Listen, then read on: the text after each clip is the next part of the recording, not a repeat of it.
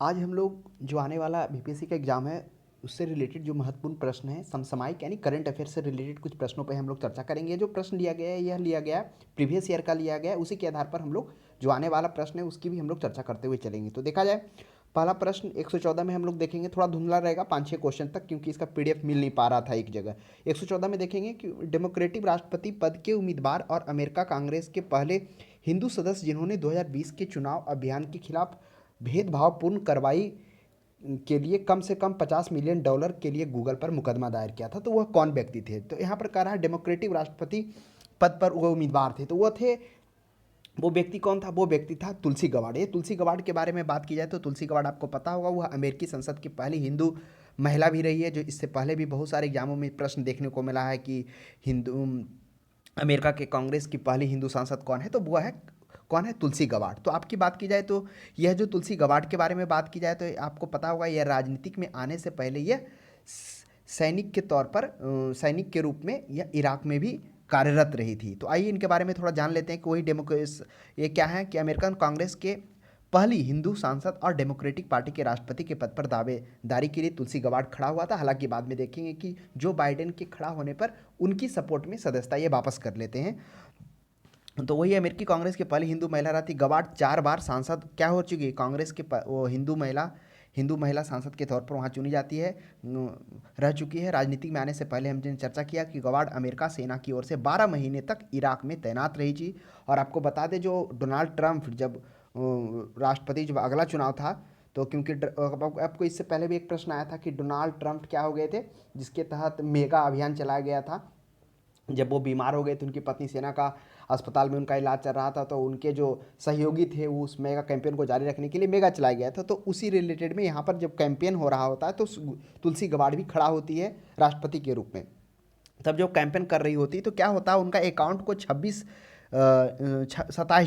जून और 28 जून को उनका जो अकाउंट है हैक हो जाता है। यानी कहने का मतलब है कहिए कि वह सस्पेंड हो जाता है, काम नहीं करता 6 से 7 घंटा के लिए। उसी के विरुद्ध में वो गूगल पर केस करती है और उसके बाद वही $50 मिलियन का गूगल को हरजाना देना पड़ता है। तो आपको ये जान लिया हम लोग कि कैमला हैरिस कौन थी, पहली हिंदू सांसद होती है अमेरिका में। उसके बाद आपको बता दें कि जब जो बाइडेन की सरकार होती है तो कमला हैरिस क्या करती है, राष्ट्रपति का जो पद है वो वापस ले लेती है और फिर वो जहाँ से थी सांसद फिर वहाँ से वो मतलब वो बनी रह जाती है। उसके बाद फिर देखेंगे कि जैसे ही जो बाइडेन क्या होते हैं राष्ट्रपति बनते हैं तो वह अपने मंत्रिमंडल में उपराष्ट्रपति के रूप में कमला हैरिस को शामिल करते हैं। आपको पता होना चाहिए यह भी भारतीय मूल के तमिलनाडु के तिरुचारू से बिलोंग करती है। तो ये भी प्रश्न देखने को मिला कि कमला चारू कहाँ से बिलोंग करती है, तो तमिलनाडु के तिरुचारू गांव से बिलोंग करती है। और एक बात आपको बता दें, तो ये तो कमला हैरिस के बारे में जान लिया। और एक और है जो सिरिसा बांदला करके एक है, आंध्र प्रदेश की महिला है जो अंतरिक्ष में जाने वाली तीसरी भारतीय महिला कहलाएगी, तो उनके बारे में भी ध्यान में रखना है।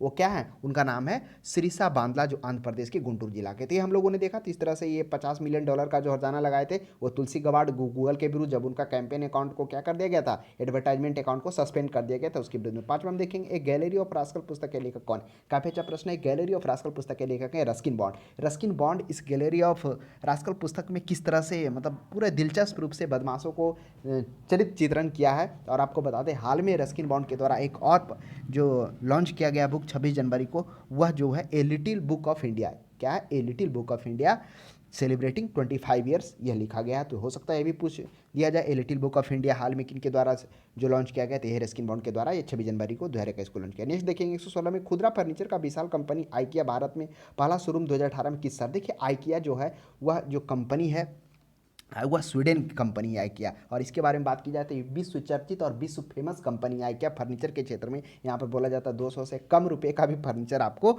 मिल जाएगा। तो हैदराबाद के 13 एकड़ में वह क्या की है, आइकिया यह कंपनी खोली है, काफ़ी चर्चित है। तो आप ध्यान में रखेंगे मेरा स्टोर आइकिया यह कहाँ है, यह हैदराबाद में खोली है, देखो 13 एकड़ में। ये पूरे विश्व चर्चित फर्नीचर कंपनी है, स्वीडन की है। 117 में देखेंगे 2020 में ग्रीष्मकालीन ओलंपिक खेला कहाँ गया था। देखिए 2020 में तो जरूर ग्रीष्मकालीन ओलंपिक का शेड्यूल तैयार किया गया था, लेकिन कोरोना आ जाने के कारण इसका जो शेड्यूल है वह 2021 में संपन्न किया गया था। तो ध्यान में रखेंगे वह जापान के टोक्यो में आयोजित किया गया था। और आपको यह भी ध्यान में रखना होगा इस जापान ओलंपिक में क्या हो गया था, भारत टोटल 7 पदक लाया था। ये तो लाया था ओलंपिक में, पैरा ओलंपिक में टोटल 19 लाता है, 19 लाता, हाँ 8 है, 5 8 और नो, इस तरह से मतलब वो रहता है, टोटल 19 रहता है पैरा ओलंपिक में। तो हम लोग बात करेंगे कि टोक्यो ओलंपिक में क्या होता है। भारत जो है टोटल 7 पदक, एक गोल्ड लाता है जिसमें नीरज चोपड़ा गोल्ड देते हैं, और 2 अन्य जो होता है रजत होता है। रजत में जो होता है मीराबाई चानू 29 केजी भारोत्तोलन में लाती है, और रवि कुमार दहिया ये हरियाणा के होते हैं, ये 2 व्यक्ति सिल्वर लाते हैं। और 4 होता है जो ब्रॉन्ज होता है। ब्रॉन्ज में होगी, एक हो गया पीवी सिंधु, आपको पता ही होगा ब्रॉन्ज मेडल लेती है। फिर उसके बाद हॉकी में किस तरह से पहली बार जो होता है महिला और पुरुष दोनों हॉकी क्वालिफाई करता है क्वार्टर फाइनल के लिए, लेकिन फिर क्वार्टर फाइनल में ये महिला बाहर हो जाता है, लेकिन पुरुष जीतता है, तो वह ब्रॉन्ज मेडल के लिए वह जाना जाता है। उसके बाद बजरंग पुनिया और लवलीन बारगोहिन, ये 4 गो होते हैं। तो इस तरह से हम लोगों ने देख लिया कि जो ओलंपिक हुआ था, आईओसी ओलंपिक हुआ था, उसमें भारत का कितना पदक रहा। पहला ओलंपिक में टोटल 19 रहा। आगे हम लोग उसका पैरा ओलंपिक की भी चर्चा करेंगे। पैरा ओलंपिक में जैसे लवलीना कर एक है जो पिस्टल में ली है, ब्रॉन्ज भी ली है, यानी निशानेबाजी में दोहरा पदक ली है, एक गोल्ड ली है और एक ब्रॉन्ज ली है। चर्चा आगे होगी। नेक्स्ट देखिए 118 में यूनेस्को ने 2019 के उत्सव को रासायनिक तत्वों और आवर्तसानी के अंतर्राष्ट्रीय वर्ष के रूप में कितने साल पूरा होने का जश्न मनाया था। तो यूनेस्को जो है, जो आवर्त सारणी जो मेंडलिव के द्वारा तैयार किया था हाल में, वो 150वां वर्ष पूरे होने पर उसकी जयंती मनाया था। तो ध्यान में रखेंगे वो 2019 में। आवर्त सारणी में टोटल तत्वों की संख्या आपको पता ही होगा कितना है, टोटल 376 हो गया है। तो इन चीज़ों को थोड़ा सा ध्यान में रखेंगे। नहीं 376 बोल दी, 376 नहीं 118 है। नेक्स्ट प्रश्न हम लोग देखेंगे। देखिए हम लोग थोड़ा सा चर्चा किए थे इसका पैरा ओलंपिक के बारे में चर्चा किए थे ना, कि पैरा ओलंपिक में जो भारत का जो टोटल मिला है वह कितना मिला है, वो जिस पे हम लोग चर्चा किए थे पैरा ओलंपिक में, वो टोटल मिला है ये 19 था ना। हाँ 19 टोटल सही है। तो एक बार चीज़ को देख लेते हैं। 5 स्वर्ण था, 6 रजत था और 6 कांस्य था, यही था। तो 6 5 11 और 5 गोल्ड और 6 नहीं 8 सिल्वर और 6 कांस्य था। तो इन चीज़ों को थोड़ा सा ध्यान में रखेंगे। प्रश्न आपको देखने को मिल जाएगा 19 में, जिसमें हमने एक चर्चा किया कि पैरा ओलंपिक में जो थी कौन थी, वह अवनी करके नाम था, अवनी लेखरा, जो क्या थी, जो तिरंगबाजी में दोहरा मेडल ली थी। एक ली थी 10 मीटर वाला में गोल्ड मेडल ली थी एयर पिस्टल में, और एक ब्रॉन्ज में ली थी 50 मीटर एयर राइफल में। तो इस तरह से फिर एक और देखेंगे, सिंहराज अधाना है, निशानेबाजी में भी दोहरा पदक लेंगे, लेकिन वो दोहरा पदक एक ब्रॉन्ज एक रजत लेंगे। चर्चा होगी आगे। नेक्स्ट देखिए 119 में प्रश्न कर रहा है कि हाल में भारत के संसद में 3 तलाक कानून जो पारित किया गया था, वह किसके द्वारा पारित किया गया था।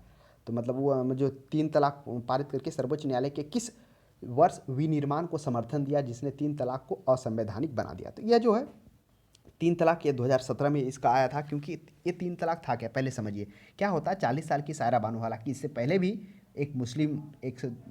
मुस्लिम याचिका दायर कर चुकी थी, लेकिन 40 साल बाद सायरा बानो ने 3 तलाक के खिलाफ सुप्रीम कोर्ट का दरवाजा खटखटाया, और अगस्त 2017 में सुप्रीम कोर्ट ने फैसला सुनाया और वह 3 तलाक को असंवैधानिक करार दे दिया। और उसके बाद क्या होता है, संसद भी इस पर कानून बना देता है और उसको वह क्या कर देता है, कानूनी रूप से अपराध घोषित कर देता है। यानी कि इसमें कहा गया कि 3 तलाक अब क्या हो जाएगा, मतलब अपराध होगा। यह अपराध तभी माना जाएगा जब पीड़ित पत्नी या उसके परिवार एफआईआर दर्ज करवाते हैं, तब लिया जाएगा। इसमें क्या कहा गया, जब अपराध बनाया गया, इसमें गैर जमानती कहा है कि जमानत नहीं होगा, यानी आपको पुलिस स्टेशन से नहीं मिलेगा जमानत। मुकदमों का फैसला होने तक बच्चे माँ के संरक्षण में रहेगी, और 3 साल की सजा और जुर्माने की भी बात हो गया। तो इस तरह से ये 3 तलाक का जो किनके नेतृत्व में, यह जो सायरा बानो ने जब 3 तलाक को खिलाफ लेकर सुप्रीम कोर्ट में केस किया, उनकी उम्र 40 साल थी। तो वही प्रश्न कर रहा असंवैधानिक बन गया कब, 2017 में बन गया। तो यानी कोई भी अब महिला, जैसे क्या होता था पहले 3 तलाक में होता था कि 3 बार तलाक बोल देने से, एक बार में 3 तलाक कह देने से वह उससे मतलब मुस्लिम लोग में वो तलाक हो जाता था। लेकिन वह अब क्या हो गया, यह कानून बन जाने के कारण अब वह लागू नहीं होगा। यह कब तक लागू नहीं होगा, जब तक पीड़िता या पीड़िता के परिवार एफआईआर दर्ज नहीं करवाता है। नेक्स्ट देख लीजिए 120 में, ब्रिक्स शिखर सम्मेलन 2019 कहाँ आयोजित होगा। तो ब्रिक्स सम्मेलन आपको पता होगा, पहले ब्रिक था, उसके बाद ब्रिक्स बना। ब्रिक्स 2011 में जब साउथ अफ्रीका सम्मिलित होता है जिसको ब्रिक्स कहा जाता है। तो ब्रिक्स का जो सम्मेलन हुआ वह आपको पता होना चाहिए 2019 में कहाँ होता है। ऑप्शन में है ब्राज़ील, भारत और रूस। तो इस प्रश्न का जो सही जवाब हो जाएगा, तो देखिए 2019 तो 21 की बात की जाए तो 21 में तो वर्चुअली हुआ, यानी कोरोना के कारण हुआ नहीं, ये वर्चुअली ऑनलाइन ही हुआ। लेकिन यहाँ प्रश्न पूछ रहा है कि 2019 का, तो 2019 को मेरे अनुसार भारत में तो नहीं होगा, रूस में भी नहीं होगा, या तो चीन होना चाहिए या फिर ब्राज़ील होना चाहिए। तो इस प्रश्न का आपको सही जवाब देखने को मिल जाएगा, ज़्यादातर चांस लग रहा है ब्राज़ील ही होगा। ऑप्शन नंबर है ना, ब्राज़ील। तो ब्राज़ील में हो जाएगा ब्रिक्स सम्मेलन। लेकिन यहाँ पे प्रश्न पूछ रहा है कि जो ब्रिक्स सम्मेलन जो है वह हाल में, अगर ये तो पहले 2019 का है, लेकिन आप लेटेस्ट जो एग्ज़ाम देने वाले हैं बीपीएससी का, उसमें अगर आप देखा जाए तो ब्रिक्स सम्मेलन का जो सम्मेलन हुआ वो हाल में क्या हुआ, ऑनलाइन ही हुआ है, संपन्न हुआ है, जिसकी अध्यक्षता ब्रिक्स की कौन सा ये किसके द्वारा मेज़बानी किया गया है। मेज़बानी तो प्रधानमंत्री मोदी ही इसकी अध्यक्षता में संपन्न हुआ, मोदी की अध्यक्षता में। और इसी ब्रिक्स में जो 15 वर्ष पूरे होने पर क्या क्या दिया गया, मोदी के द्वारा मंत्र दिया गया, क्या दिया गया, मंत्र दिया गया, निरंतरता, समेकन और आम सहमति के लिए अंतर ब्रिक्स सहयोग बात कहेगी। यानी इसमें कहा गया कि निरंतरता, कंटिन्यूटी, उसके बाद समेकन, कंसोलिडेशन और आम सहमति यानी कॉपरेशन, ये मंत्र मोदी मंत्र के द्वारा दिया गया। तो हो सकता है ये भी पूछ दिया कंटिन्यूटी, कंसोलिडेशन और कोऑपरेटिव या किस शिखर सम्मेलन में दिया गया था, यह मोदी की अध्यक्षता में, जो मोदी की अध्यक्षता में जो 2021 में होता है उसकी अध्यक्षता में। तो इस तरह से आप ध्यान में रखिएगा, जो ब्रिक्स का सम्मेलन 2019 में होता है वह ब्राज़ील में होता है। नेक्स्ट देखिएगा 121 में करा, मुकुंद पद्मानंद के बाद समाचार पत्र द हिंदू के संपादक कौन बने। काफ़ी अच्छा प्रश्न है। देखिए, मुकुंद पद्मानंद द हिंदू के संपादक होते हैं, वह हिंदू के संपादक कब तक होते हैं, तो मुकुंद पद्मानंद होते हैं वह 2019 से पहले तक होते हैं, यानी 2019 28 फरवरी 2019 को ये सेवानिवृत्त हो जाते हैं मुकुंद पद्मानंद। और मुकुंद पद्मानंद के बाद जो बनते हैं वह कौन बनते हैं, वह बनते हैं सुरेश नामबंद बनते हैं। तो ये चीज़ ध्यान में रखिएगा, सुरेश नामबंद जो अभी भी हैं। और सुरेश नामबंद से पहले कौन थे, मुकुंद पद्मानंद। जब मुकुंद पद्मानंद थे ना, तब प्रकाशक एम राम थे, लेकिन जब सुरेश नामबंद बनते हैं तो प्रकाशक जो होते हैं वह एन रवि हो जाते हैं। तो दोनों याद रखिएगा, प्रकाशक और संपादक। तो ये संपादक हैं जो लिखते हैं। नेक्स्ट देख लीजिएगा 122 में, प्रधानमंत्री नरेंद्र मोदी ने हाल में मंडल बांध परियोजना की नींव किस नदी पर बनाने के लिए रखी थी। देखिए, मंडल बांध परियोजना किस नदी पर, यह उत्तरी कोयल नदी, यह झारखंड में है उत्तरी कोयल नदी, उसी पर यह बांध बनाने की परियोजना को इन्होंने रखा था। तो ये चीज़ों को ध्यान में रखिएगा। और इसी पर एक चर्चा हुई थी, ये जो उत्तरी कोयल जो नदी है इस पर बांध बनाने की तो चर्चा हुई थी। और साथ में यह भी कहा गया था, जो कोसी नदी है जो सुपौल से होकर आती है, वहाँ पर क्या हुआ था, सुपौल जो नदी है वहाँ पर 130 मेगावाट का क्या हुआ था, विद्युत परियोजना निर्माण करने की भी बात चली थी। तो ये तो बांध से रिलेटेड प्रश्न था। कुछ और जानते हैं हाल में कौन बांध है जो बांध को लेकर चर्चा हुई थी। एक बांध का काफ़ी चर्चा रहा है, जमरानी बांध, जो आपको हल्द्वानी के उत्तराखंड में देखने को मिलेगा। क्योंकि ये जो बांध है जमरानी बांध, इस पर 44 साल से ही काम किया जा रहा, बनाने की बात 1975 से ही खाका तैयार हो रहा, लेकिन जाकर जो इसको मंजूरी मिला है वह 2020 में जाकर मिला। लगभग काम अभी तक तो शुरू नहीं हुआ, क्योंकि सर्वे हुआ। इसकी जो फंडिंग कंपनी है वो एडीबी है, वह 2584 यानी 2584 2584 करोड़ का फंडिंग एडीबी के द्वारा करा जाएगा। तो उसी के अधिकारियों द्वारा भी सर्वेक्षण हो रहा है, मापा खाका तैयार हो रहा है। यही हल्द्वानी के पास में बनाया जा रहा है। और हाल में एक और बांग्लादेश के साथ भी एक बांध का निर्माण को लेकर बात हुआ, मैत्री सेतु, जो 1.9 किलोमीटर का है, जब भारत बांग्लादेश के फैनी नदी पर बनने की बात हो रही है। कौन सा, मैत्री सेतु। तो वो भी ध्यान में रखेंगे। नेक्स्ट देखिए 123 में, जुलाई 2019 में बिहार के महापाषाणिक स्थल मेगाथिक साइट के पहले प्रलेखन के लिए विशेषज्ञ निम्नलिखित में से किस जिले का दौरा किया, तो वह कैमूर। तो आपको बता दें, जो अभी अध्यक्ष हैं कौन, डॉक्टर श्याम सुंदर तिवारी, जो वीर कुंवर सिंह विश्वविद्यालय के प्रोफेसर भी हैं और जो पुरातत्विक महापाषाण काल है उसके वहाँ के अध्यक्ष भी हैं। तो उन्हीं के द्वारा क्या होता है, इनके द्वारा श्याम सुंदर प्रसाद तिवारी के द्वारा क्या कहता है, 2018 के अंतिम सप्ताह में रोहतास जिले के जननवरहट्टा ब्लॉक होता है, वहाँ के अंतर्गत ऐतिहासिक किले, ऐतिहासिक मतलब ये मिलते हैं, ऐतिहासिक दफन किया हुआ कौन सा युग का, ये हो गया महापाषाण युग, मेगास्थिक साइट यहाँ पर पाया जाता है। तो आप ध्यान में रखिएगा कि रोहतास किले और हुरमेटा गांव के पास कैमूर पहाड़ियाँ में, ये दो जगह जो होते हैं, एक रोहतास और ये कैमूर पहाड़ियाँ के पास हरमेटा गांव में 6 मेगास्थलिक दफन स्थलों की खोज होती है, यही कैमूर में। तो ये प्रश्न देखने को भी मिल सकता है कि हाल में बिहार के किस जिले में नवपाषाणिक काल, यानी जो नवपाषाणिक नहीं कहिए, महापाषाण कहिए, महापाषाणिक काल के स्थलों की खोज हुई, तो वह कैमूर हो जाएगा। जिसमें से इसका जब ये खोज हुई तो स्टेटमेंट आया, सुभाषिस दास ने कहा था कि जो श्याम सुंदर तिवारी हैं, बिहार कैमूर में इस महापाषाण की खोज करके इतिहास उन्होंने रच दिया था। स्टेटमेंट और भी आया था, जैसे आप फिर और भी पटना के भी जो हैं पुरानी विभाग के उनसे भी स्टेटमेंट आया था। 124 में देखेंगे, हाल में अबू धाबी में आयोजित इस्लामिक सहयोग संगठन OIC के विदेश मंत्री की परिषद के 26वें सत्र में भाग लेने के लिए किस देश की मेज़बानी यूएई गेस्ट ऑफ ऑनर के रूप में आमंत्रित किया गया। देखिए प्रश्न काफ़ी अच्छा कर रहा है कि जो आईओसी का जो गठन, जो आईओसी का जो सम्मेलन हुआ था, उस सम्मेलन में जो 46वां सम्मेलन हुआ था, उसमें मेज़बानी देश के रूप में यूएई ने किसे गेस्ट ऑफ ऑनर के रूप में आमंत्रित किया था? तो वो भारत को आमंत्रित किया था। और भारत में कौन? सुषमा स्वराज वह गेस्ट ऑफ ऑनर के रूप में गई थी। तो क्या सिर्फ यूएई में नहीं, हाल में अगर आप देखेंगे G7 में भी देखेंगे तो 47वां बैठक कहाँ हुआ? कॉर्न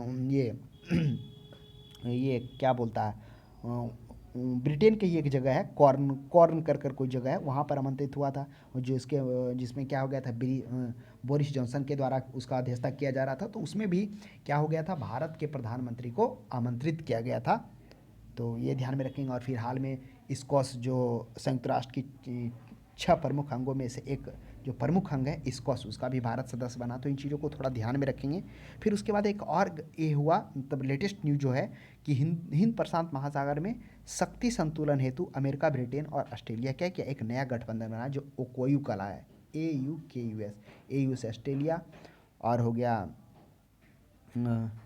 कैसे हो गया, सॉरी, ए से हो गया ऑस्ट्रेलिया, यू से हो गया यूके, और US से हो गया अमेरिका। यही है, अमेरिका, ऑस्ट्रेलिया और ब्रिटेन के द्वारा हाल ही में हिंद प्रशांत महासागर में सशक्त संतुलन हेतु एक क्या क्या गठबंधन ओक्यूज कहलाया।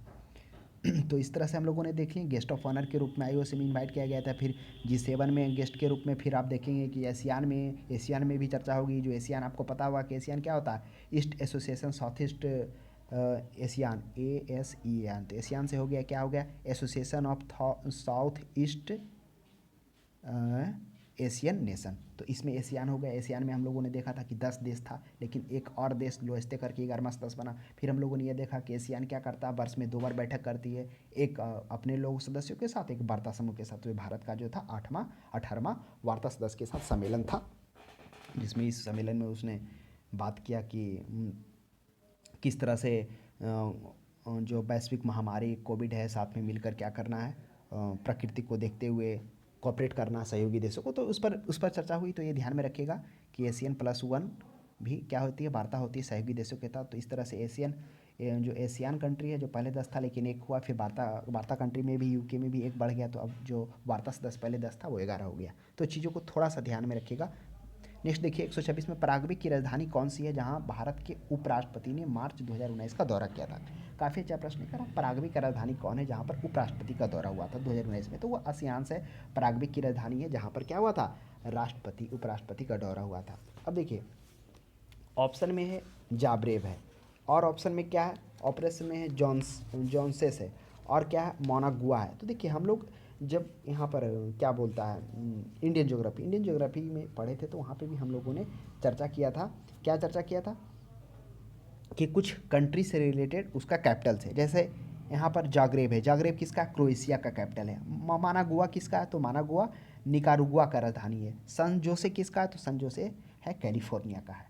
तो इस तरह से उपराष्ट्रपति उस समय जो दौरा किए थे वो कहाँ किए थे, वो किए थे अंसियंस किए थे, जो पराग्वे की है। नेक्स्ट देखेंगे 147 में, हाल ही में संयुक्त राष्ट्र पर्यावरण सभा का चौथा सत्र UNEA4 का आयोजन कहाँ हुआ? तो ये नैरोबी केनिया में हुआ था। ये क्या है, संयुक्त राष्ट्र पर्यावरण सभा?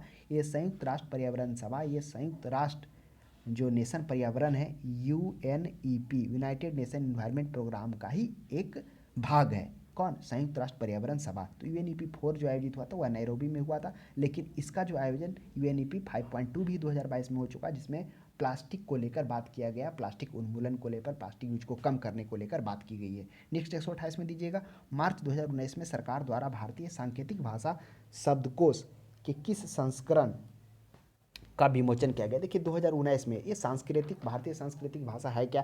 तो देखिए भारतीय सांस्कृतिक भाषा अभी हाल ही में 2021 में तीसरा सांकेतिक भाषा लॉन्च किया गया, जिसमें 10,000 शब्दों को रखा गया, जिसमें शैक्षणिक, सांस्कृतिक, कानूनी, चिकित्सा संबंधी 10,000 शब्द को लॉन्च किया गया। तो वह भी प्रश्न देखने को मिल सकता है कि क्या है, भारतीय सांस्कृतिक भाषा का 2000 मतलब तीसरा संस्करण है, जो कब लॉन्च किया गया? तो 2021 में किया गया। इसमें कितने शब्द को 10,000 को रखा गया? तो मार्च 2000 में भारतीय सांस्कृतिक भाषा का दूसरा लॉन्च किया गया था, जिसमें 6,000 शब्दों को रखा गया था। तो ध्यान में रखिएगा, वही 2018 में कितना रखा गया था, 2018 में रखा गया था 3000 शब्द रखा गया था, जो पहला उसका संस्करण था। तो 2018 में स्टार्ट होता है, 2019, 2021, तो ये क्रम था इसका।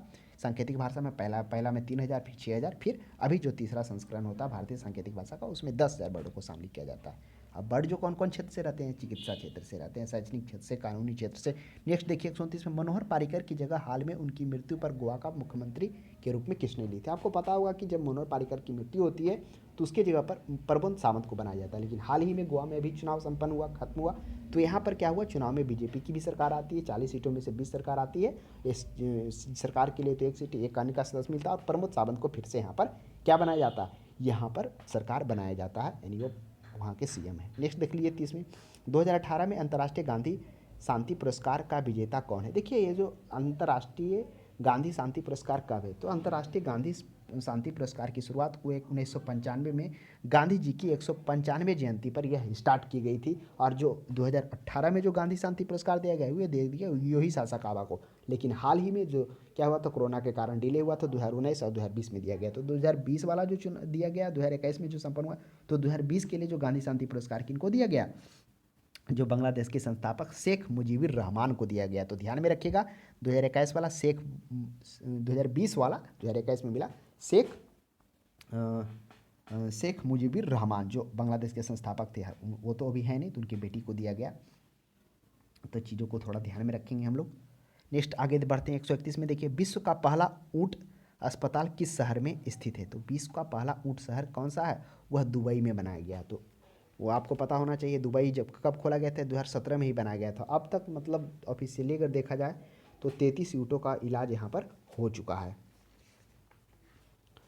उसके बाद हम लोग आते हैं नेक्स्ट में योनेक्स में आते हैं। चलिए, Yonex all England open badminton championship 2019 के पुरुष एकल के विजेता कौन है। ये Yonex all India open badminton championship, इसके क्या ना, तो इसके जो विजेता हैं वह कौन है 2019 में। अगर इसका अब देखा जाए तो 2019 के बाद 2021 में भी हुआ है, 2022 में भी हुआ है, मतलब ये हर एक साल आपको होता है। तो उस समय जो विजेता था, उस समय 2019 में हुआ था, वो एरियन बर्मिंघम में ये हुआ था, है ना, 6 मार्च से 10 मार्च के बीच में हुआ था। तो एकल पुरुष विजेता हो केंटो मोमोटा थे, ये कौन थे, ये एकल पुरुष विजेता। और वही जो लेडीज में थी वो कौन थी, वो थी चीन के चेन याकुड थी। तो ध्यान में रखिएगा, चेन याकुड ऑप्शन में तो है नहीं, लेकिन महिला में चेन याकुड थी और पुरुष में केंटो मोमोटा था। और 2020 में, 2019 हो गया, उसके बाद 2021, जो 2021 में हुआ वो कौन हुआ, 2021 में जो हुआ उसमें जो इंग्लैंड ओपन बैडमिंटन चैंपियनशिप है 2021 में, जो मलेशिया में मलेशिया में संपन्न हुआ, उसमें जो हुआ ली जी जिया, थोड़ा सा चाइनीज नाम है, उसी तरह है, ली जी जिया, वो पुरुष एकल विजेता रहे, और महिला में रहे नोजामी ओकावारा रहे। तो ध्यान में रखिएगा, हो सकता है प्रश्न देखने को मिल जाए कि इंग्लैंड ओपन बैडमिंटन चैंपियनशिप के 2021 के जो विजेता हैं वो पुरुष में कौन है। तो लीजी जिया पुरुष हो गया, महिला हो गया नोमी ओकुहारा, जापान की है। जिस तरह से नाओमी ओसाका भी जापान की है ना, जो हाल ही में हम लोग देखे थे, जो कौन सा ली थी, ये विंबलडन के बाद होता है, पहले यूएस होता है, उसके बाद विंबलडन होता है, विंबलडन के बाद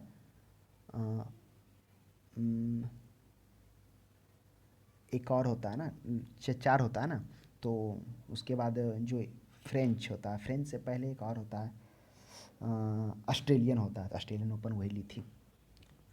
तो इस तरह से हम लोगों ने देख लिया। तो केंटो मोमोटा जो थी इंग्लैंड ओपन बैडमिंटन चैंपियनशिप की 2021 में कौन था, ली जी जिया है, और नाओमी ओसाका। 2022 की बात की जो मार्च में हुआ था, तो संभावना तो 67 में आने का कम है, फिर भी जान लेते हैं कि 22 में जो 2022 में जो 20 मार्च को हुआ उसमें महिला में कौन है, महिला एकल में योमा चुंगी है, जो जापान की है। नेक्स्ट हम लोग आते हैं 122, 32 के बाद 123 में आते हैं।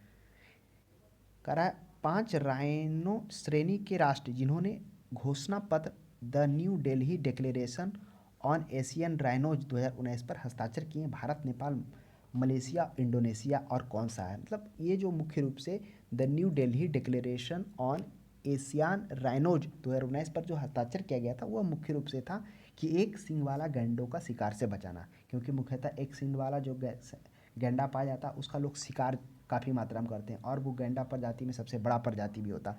तो कुछ देशों मिलकर, जैसे भारत नेपाल सटे हुए देश, भारत नेपाल मलेशिया इंडोनेशिया और एक भूटान, ये सभी मिलकर क्या किए, the new Delhi declaration on Asian rhino 2019 पर हस्ताक्षर किए। हालांकि इसकी जो मुद्दा बात की है, राजनीतिक मुद्दा भी बन गया था ना असम विधानसभा में इसको लेकर, तो भुट्टान है। नेक्स्ट देखेंगे 34 में, सर डॉन ब्रैडमैन के बाद टेस्ट प्रारूप में 25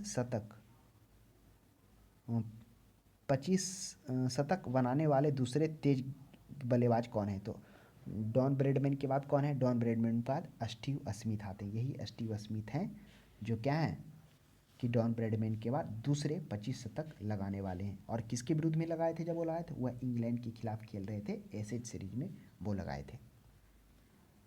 नेक्स्ट देखिएगा 125 में, जुलाई 2019 में अंतरिक्ष यान 2 किस भारतीय से प्रक्षेपित किया गया था? तो मतलब किस भारतीय राष्ट्र से प्रक्षेपित किया गया था? तो वो श्रीहरिकोटा से, आपको पता होगा यही चंद्रयान 2 था, जिस चंद्रयान 2 के जरिए क्या किया गया था?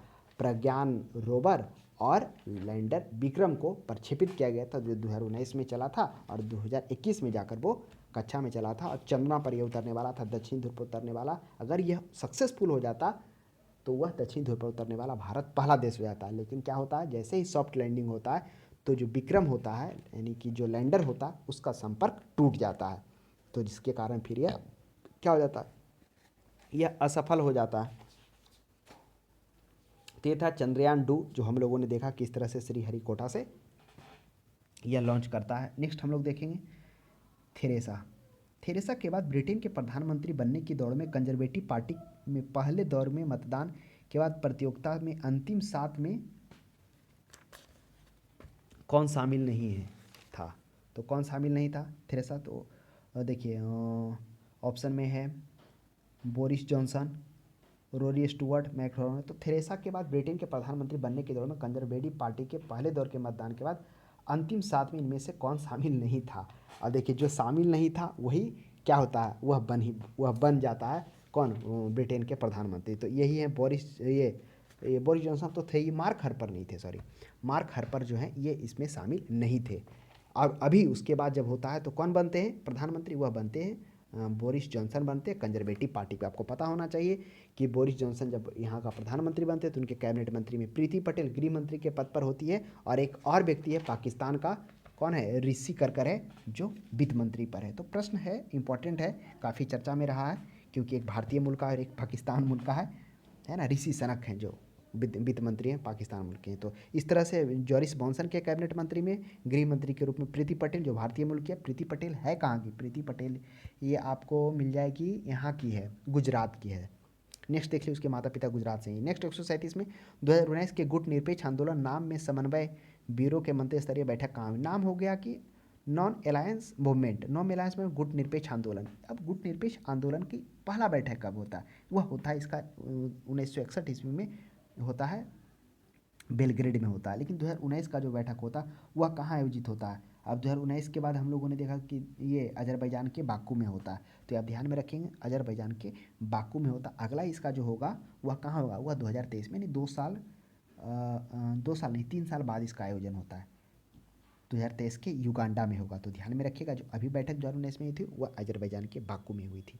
नेक्स्ट देखेंगे, और इसके साथ और ये तो हम लोगों ने देखा कि ये नाम हो गया। तो जैसे G20 हो गया। G20 के हाल में बैठक कहाँ हुई है? रोम की इटली में हुई है। और इसी रोम की इटली में जो बैठक हुई इसमें से प्रधानमंत्री नरेंद्र मोदी ने क्या बताया? इन्होंने बताया कि जो रेलवे में जो कार्बन उत्सर्जन है उसको 2030 तक जीरो करना, फिर सौर के क्षेत्र में बढ़ावा करना, सौर नवीकरणीय क्षेत्र को बढ़ावा देना। साथ में इन्होंने वन वर्ल्ड वन हेल्थ का भी यहाँ पर क्या किया, मतलब बात को रखे, वन वर्ल्ड वन हेल्थ करके उन्होंने मंत्र दिया।